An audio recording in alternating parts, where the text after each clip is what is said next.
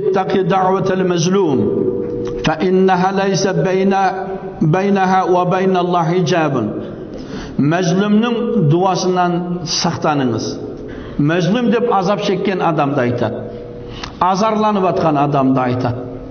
Siz күштісіз, siz bayсыз, әл сізге zulümді қылып қоймаң.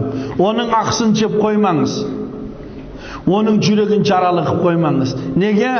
Алла менен мәзлумның арасына перде болмайды.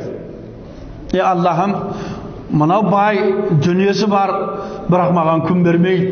Allah'ım bunu өзің шаруасын тектеп бір дұға қылса болды. Байлар өзінің байлығы менен мақтанып қалмасын. Dünyada imansız baylarının kor bolğandığın biz tarixlarda köp eshitganmiz, köpüsün bilemiz.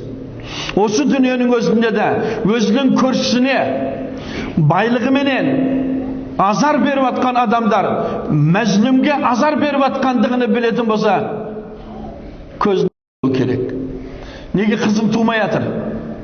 Неге әдемі қызың, сымбатты қызың бедеу болып қалып жатыр? Неге ұлың 30-ға келді үйленбейді? Неге деген сұрақ беріледі. Бірақ ана мәзлумның дуасын ойламай жатыр. Қайсы бір бай үйіне екі этажды қылып, көршісіне күн түсірмейді қоятын болса, сол анаған зұлымды қылған болады кедейге. Қараңыз, үй саласын ба, ләждің барынша сол кедейлердің үйіне күн түсірмей қоюдан сақ болу керек. Senin үйіңде жылқының еті қайнап атқан болса, оның үйінде әшейін тас сорпа қайнап атқан болса, ертең бұған да жауап береді. Ол мәзлум болып қалады. Оның дұғасын Алла қабыл қылады. İnşallah мына қазір біз көршінің хаққына келеміз, көршінің ақысына.